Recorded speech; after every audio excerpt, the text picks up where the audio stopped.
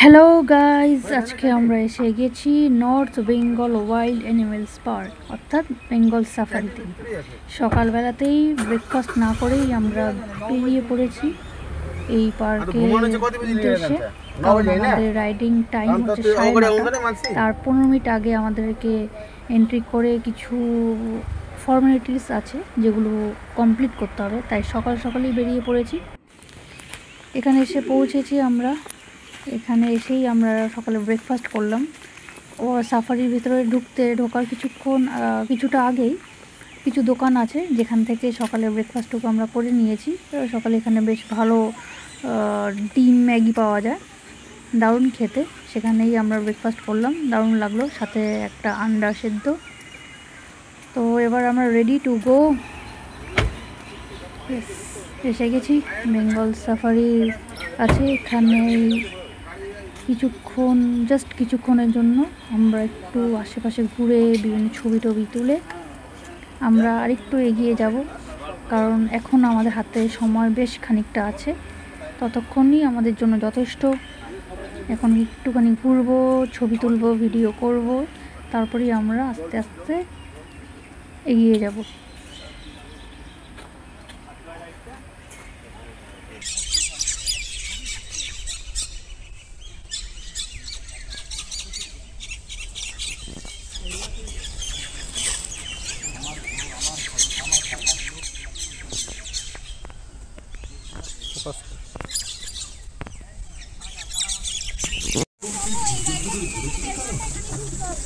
চিড়িয়াখানার প্রাণীদের বিরক্ত করবেন না। বাইরের খাবার, প্লাস্টিক, প্রাণীর বিষ ও আবর্জনা ফেলে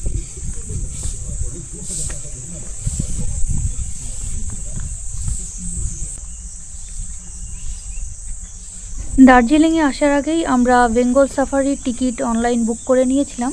তো এই টিকিট সম্বন্ধে একটুখানি বলে রাখি। এখানে এন্ট্রি করতে গেলে এন্ট্রি টিকিটেও আলাদা আছে, যা পার হেড আপনার পড়বে 50 টাকা। আর দু রকম সাফারি করতে পারবেন, গ্র্যান্ড সাফারি আর কম্বো সাফারি। কম্বো সাফারিতে আপনি অনলি টাইগার আর হার্বিভোরাস যে সমস্ত প্রাণী সেগুলো দেখতে পারবেন, কিন্তু গ্র্যান্ড সাফারিতে আপনি বাকি হার্বিভোরাস বিভিন্ন অ্যানিমেলস এবং সব কিছুই দেখতে পারবেন গ্র্যান্ড সাফারিতে। তো তার জন্য গ্র্যান্ড সাফারির জন্য আপনার পার হেড 400 টাকা করে পড়বে, আর যদি কম্বোতে যান তাহলে পড়বে পার হেড 200 টাকা। এইটা হচ্ছে সেই জায়গা যেখানে আমরা আমাদের টিকিট মানে ডাউনলোডের যে টিকিট সেটা শো করব for safari bus seat allotment. এখানে একটা জিনিস বলে রাখি, যদি আপনার ভিজিট ডেট ওভার হয়ে যায় তাহলে কিন্তু আপনার টিকিট ইনভ্যালিড হয়ে যাবে এবং সেই টাকাটা নট রিফান্ডেবল। সো এক্স্যাক্টলি ডেটে আসতে হবে। আর যেহেতু আমাদের 9:30 যেমন টাইম, সেই জন্য মোটামুটি 15 মিনিট আগে এসে এই কাউন্টারে আপনাকে ডাউনলোডের যে টিকিট সেটাকে শো করতে হবে। শো করে আপনার সিট অ্যালটমেন্ট করে নিতে হবে। আমাদের অলরেডি যা ফর্মালিটিস বাকি ছিল সেগুলো হয়ে গেছে। এবার অপেক্ষা শুধু কখন আমাদের গাড়ি ছাড়বে, তার জন্য অপেক্ষা করছে। দেখুন সামনে অনেকগুলো গাড়ি দাঁড়িয়ে রয়েছে। এক একটা গাড়ি ছাড়বে পর 9:30 পর মোটামুটি আরও 2.5 ঘন্টা, মোটামুটি ওই 11:30 12টার দিকে আরেকটা রাইড হয়। তো আমরা ফার্স্ট রাইডটাই নিয়েছি, দেখা যাক এবার কতক্ষণে গাড়ি ছাড়ে আমাদের।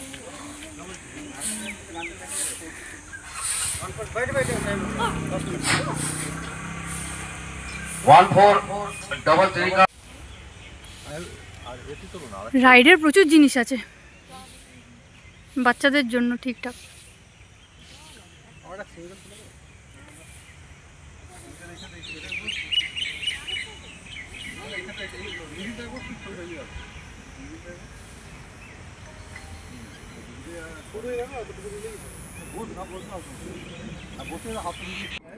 হ্যালো গাইজ, আজকে আমরা এসে গেছি north Bengal wild animals park অর্থাৎ বেঙ্গল সাফারিতে।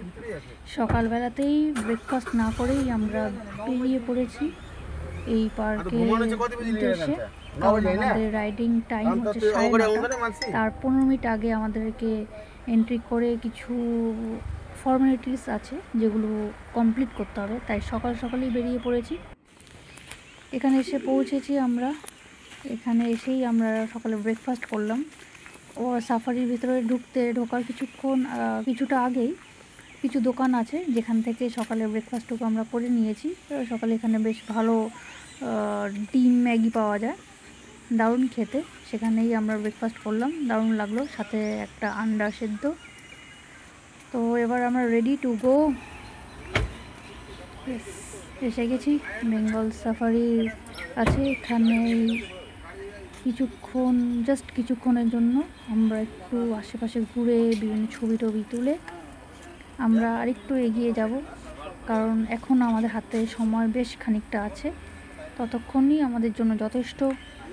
এখন একটুখানি ঘুরবো, ছবি তুলবো, ভিডিও করব, তারপরেই আমরা আস্তে আস্তে এগিয়ে যাব।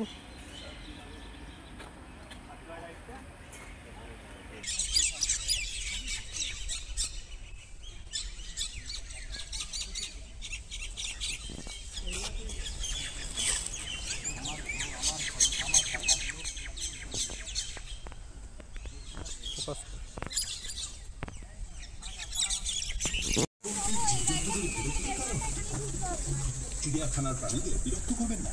বাইরের খাবার, প্লাস্টিক, পানির পিক ও আলোকে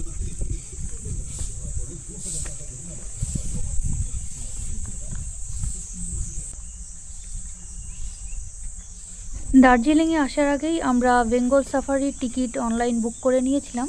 তো এই টিকিট সম্বন্ধে একটুখানি বলে রাখি। এখানে এন্ট্রি করতে গেলে এন্ট্রি টিকিটেও চাঁদা দেওয়া আছে, যা পার হেড আপনার পড়বে 50 টাকা।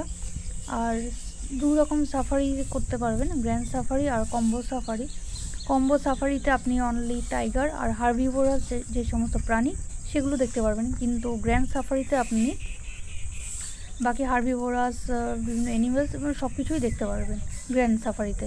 তো তার জন্য গ্র্যান্ড সাফারির জন্য আপনার পার হেড 400 টাকা করে পড়বে, আর যদি কম্বোতে যান তাহলে পড়বে পার হেড 200 টাকা। এইটা হচ্ছে সেই জায়গা যেখানে আমরা আমাদের টিকিট মানে ডাউনলোডের যে টিকিট সেটা শো করব for safari bus seat allotment. এখানে একটা জিনিস বলে রাখি, যদি আপনার ভিজিট ডেট ওভার হয়ে যায় তাহলে কিন্তু আপনার টিকিট ইনভ্যালিড হয়ে যাবে এবং সেই টাকাটা নট রিফান্ডেবল। সো এক্স্যাক্টলি ডেটে আসতে হবে। আর যেহেতু আমাদের 9:30 যেমন টাইম, সেই জন্য মোটামুটি 15 মিনিট আগে এসে এই কাউন্টারে আপনাকে ডাউনলোডের যে টিকিট সেটাকে শো করতে হবে, শো করে আপনার সিট অ্যালটমেন্ট করে নিতে হবে। আমাদের অলরেডি যা ফর্মালিটিস বাকি ছিল সেগুলো হয়ে গেছে, এবার অপেক্ষা শুধু কখন আমাদের গাড়ি ছাড়বে, তার জন্য অপেক্ষা করছে। দেখুন সামনে অনেকগুলো গাড়ি দাঁড়িয়ে রয়েছে, এক একটা গাড়ি ছাড়বে পর 9:30 পর মোটামুটি আরও 2.5 ঘন্টা, মোটামুটি ওই 11:30 12টার দিকে আরেকটা রাইড হয়। তো আমরা ফার্স্ট রাইডটাই নিয়েছি, দেখা যাক এবার কতক্ষণে গাড়ি ছাড়ে আমাদের।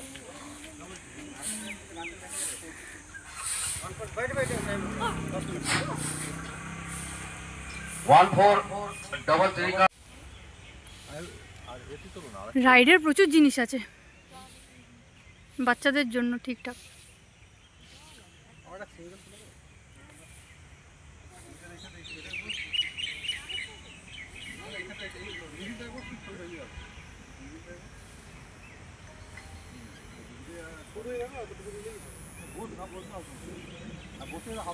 পিছনে জল আছে দেখো। এখানে সকালে অ্যাম্বিয়েন্সটা এত সুন্দর লাগছে, জাস্ট অসাম, খুবই সুন্দর। সামনে বেশ পার্কের মধ্যে একটা বেশ ছোট্ট ওয়াটারফল দেখা যাচ্ছে, দুর্দান্ত লাগছে। বাচ্চাদের জন্য তো দারুণ জায়গা, যারা ফটোগ্রাফি লাভার তাদের জন্য দারুণ জায়গা, কারণ ফটোশ্যুট করার মতন প্রচুর সুন্দর সুন্দর জায়গা রয়েছে। ফটোশ্যুট করে শেষ করা যাবে না। এই আই লাভ বেঙ্গল সাফারি এর সামনে দাঁড়িয়ে আমরা ফটোশ্যুট করতে ভুলে গেছি। অবশ্যই নাকি যারা আসে তারা এই জায়গাটা হয়তো মিস করে না, কিন্তু আমরা ভুলে গেছি। যাই হোক, তো অলরেডি আমাদের গাড়ি ছেড়ে দিয়েছে, আমরা এখন গাড়ির মধ্যে এগিয়ে চলেছি। দেখা যাক সামনে আমাদের প্রথমে কি দেখানো হয়। আমাদের গাড়িতে করে গাড়ির ভিতরে রয়েছি, মনে হচ্ছে যেন আমরাই খাঁচার মধ্যে বন্দি, প্রাণীরা বাইরে ফ্রিভাবে ঘুরে ঘুরে বেড়াচ্ছে।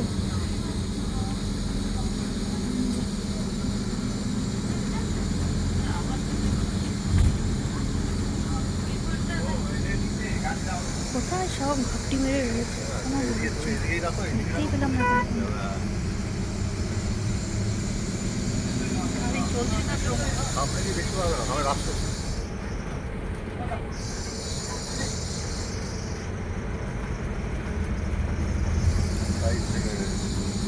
প্রায় 297 হেক্টর এরিয়া জুড়ে এই নর্থ বেঙ্গল এনিমেলস পার্কটি অবস্থিত।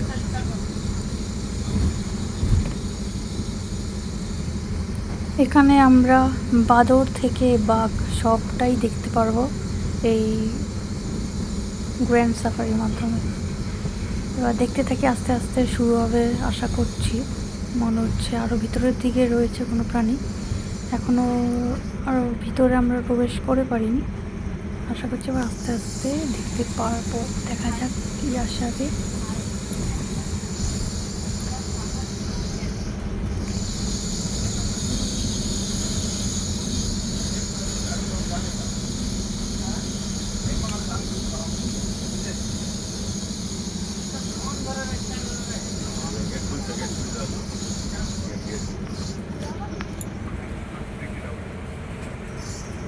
गेट खुलছে, মেন গেট লাগো।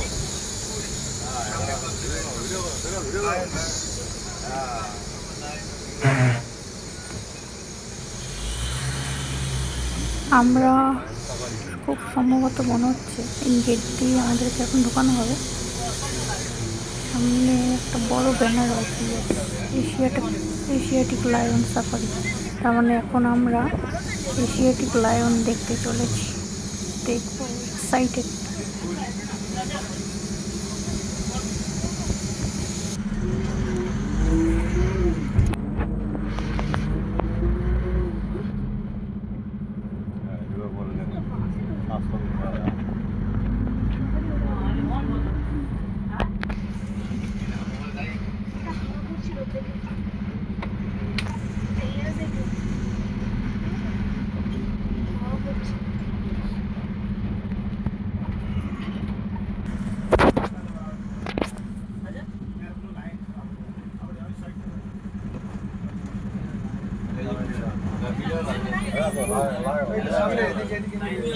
কোথায় গেল? এখানে দাঁড় করিয়েছে তো আমি, এই তো লায়ন বাবাজি এখানেই রয়েছে। দেখুন সব গরমে সব প্রাণীগুলো, ভয়ঙ্কর প্রাণীগুলো সব যেন ঝিমিয়ে গেছে, চুপচাপ ঘুমাচ্ছে একটা ছাওয়ার তলায়। এদিকেও তাকাচ্ছে না একবার।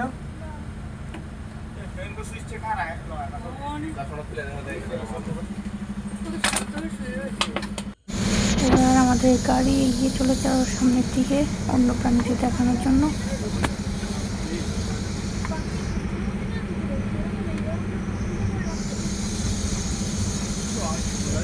কোথায় গেল আর কি আছে?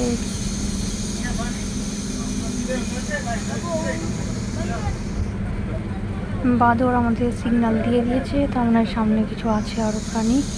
হ্যাঁ, বাঁদর তো অবশ্যই আছে, শুধু মনে হয় সংখ্যা একা না, আরও আছে ওর সাঙ্গপাঙ্গ।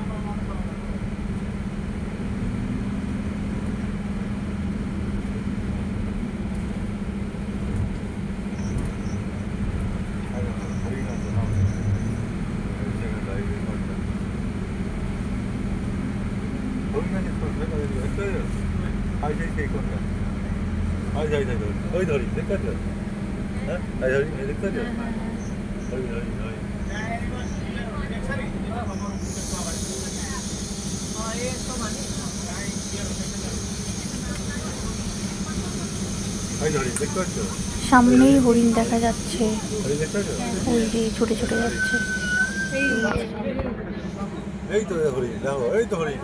হরিণ বাঁদর একই সাথে রয়েছে। কি সুন্দর রয়েছে, কোনো ভেদাভেদ নেই, একসাথেই রয়েছে, একসাথে কি খাওয়া দাওয়া করছে, দারুণ একটা ব্যাপার এদের।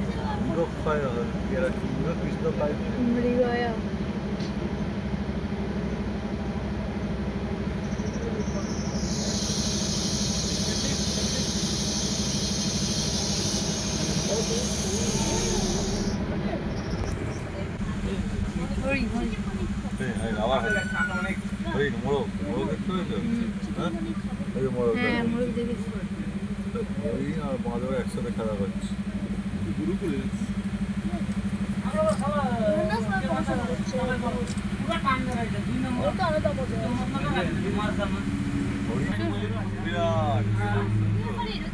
ময়ূর ময়ূর দেখো ময়ূর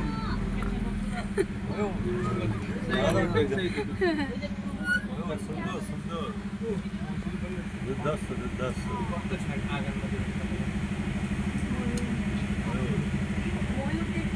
এক্ষুনি পেখম মেলে আর একটু দাঁড়ালে পেখম মেলে, কিন্তু রাস্তা তো দাঁড়াবে না।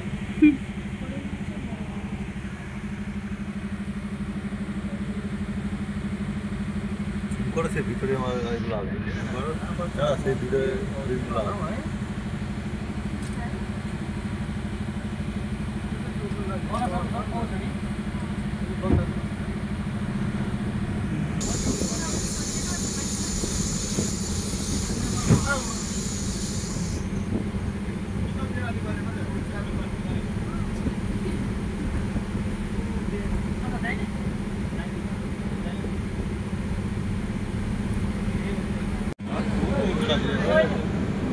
बोलो भाग से देखो ये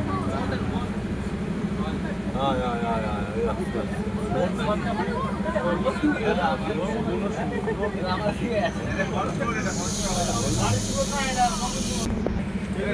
সামনেই কি সুন্দর ময়ূর দেখা যাচ্ছে, যদি একটু পেখমটা মেলতো দারুণ হতো, কিন্তু দুর্ভাগ্য পেখম মেলাটা আমাদের আর দেখা হলো না এইবার।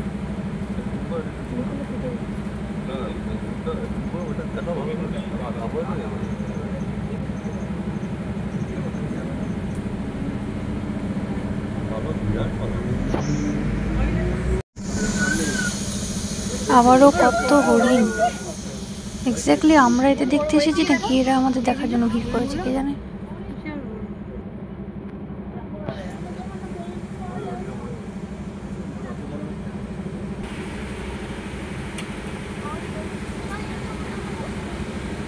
এদিকে দেখ, তার সামনে ইয়ারগুলো দেখ। এই বাইরে না দিদি, এই পুরো সামনে দিয়া তিস্তা নদী আছে।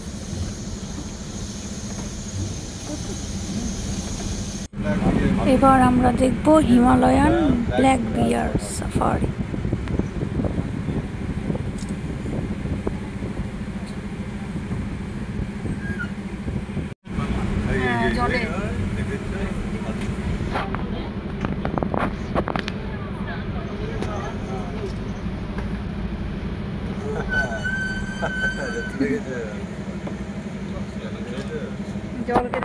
এরা দুজন মিলে এখন সুইমিং পুলে স্নান করবে, মানে সুইমিং পুলই এদের জন্য এটা, আমাদের কাছে অন্য কিছু হতে পারে কিন্তু এদের কাছে তো একটা সুইমিং। তো এখন এরা দুইজন মিলে সুইমিং পুলে দারুণ স্নান করবে। এখন দেখতে পাচ্ছি রোম্যান্স করছে, এদের ডিস্টার্ব না করাই ভালো। এখন দেখি গাড়ি কখন ছাড়ে, ড্রাইভার কেন যে এখন গাড়িও ছাড়ছে না, এরা রোম্যান্স করছে, এদের মাঝখানে আমরা বিঘ্ন ঘটাচ্ছি। গাড়ি ছেড়ে দিলেই হয়, এই যে ভালোভাবে রোম্যান্সও করতে পারছে না আমাদের জন্য।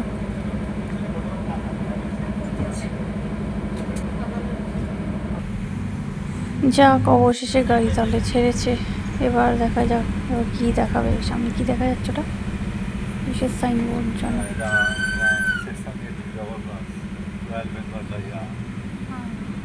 তাহলে কি এখন আমাদের প্যান্থার কি দেখাবে কে জানে, বুঝতে পারছি না। দেখি যাই দেখতে পাই, দেখতে তাহলে দেখার জন্যই তো এসেছি।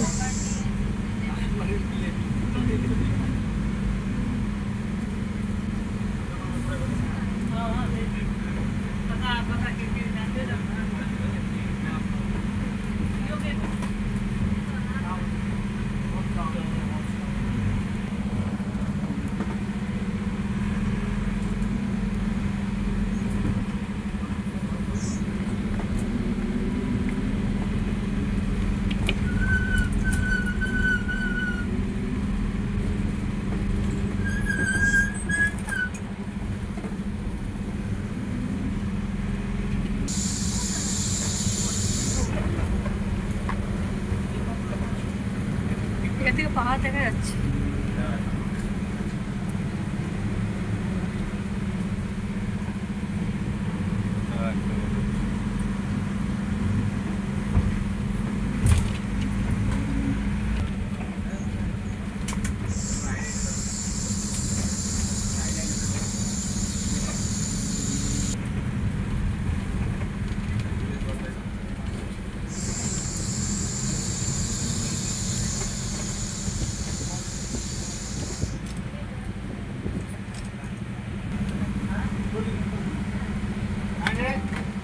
ময়ূর দেখো।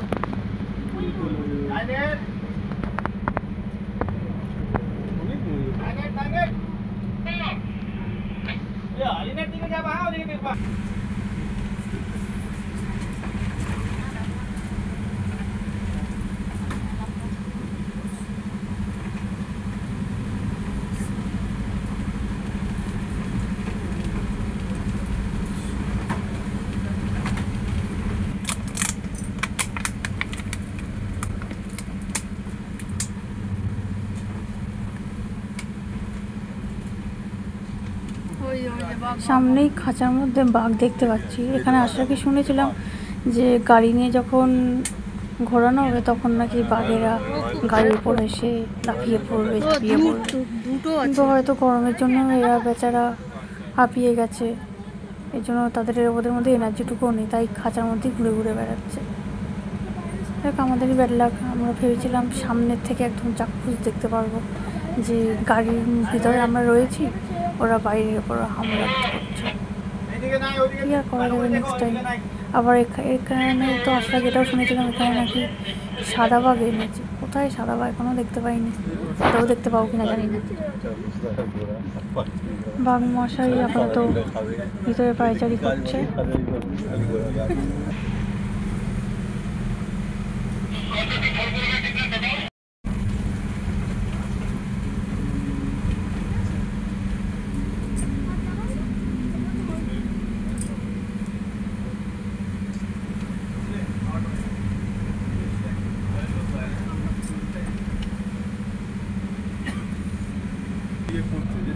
বাইরে নাকি একটা বাঘ রয়েছে, যেই বাঘটা অ্যাকচুয়ালি গাড়ির সামনে দিয়েই নাকি ঘুরে ঘুরে বেড়ায়।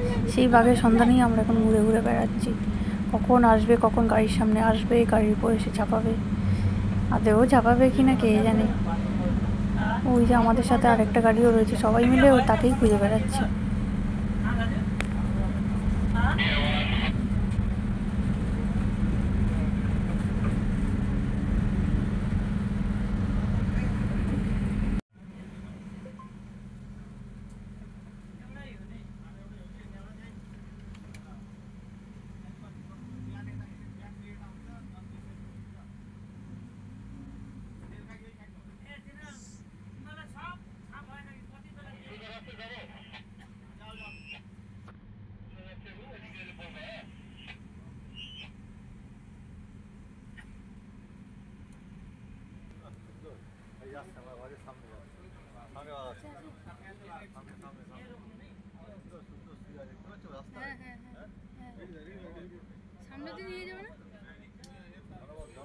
এই যে যাকে এতক্ষণ ধরে খুঁজে বেড়াচ্ছিলাম তিনি এখানে বসে ঝিমাচ্ছেন। অ্যাকচুয়ালি ওরও দোষ নেই, গরমে ও খুব টায়ার্ড হয়ে গেছে। আমরাই শুধু অপেক্ষা করছিলাম ও কখন এসে ঝাঁপাবে গাড়ির ওপর।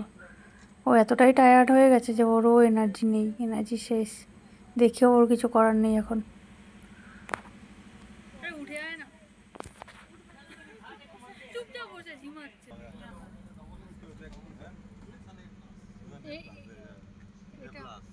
খাঁচার মধ্যে আছে তো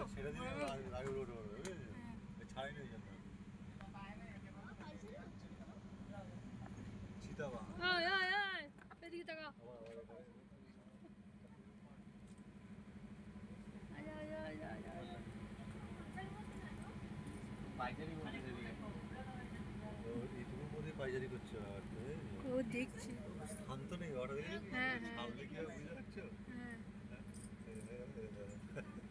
চিন্তার মধ্যে পাইজারি হচ্ছে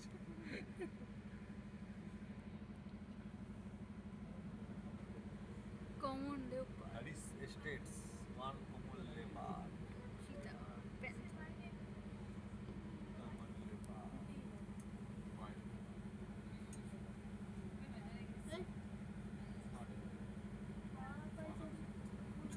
বেরোনোর সুযোগ পায়। এই ওটে করে কারা খাওয়া দিতে আসে? ওরাই মনে তো বলো।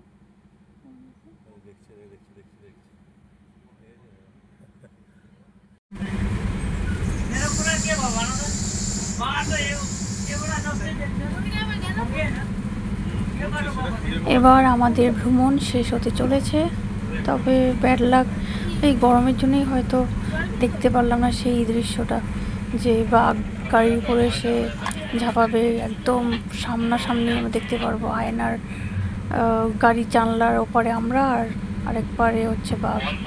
সেটা দেখা হলো না হয়তো এই গরমের জন্যই।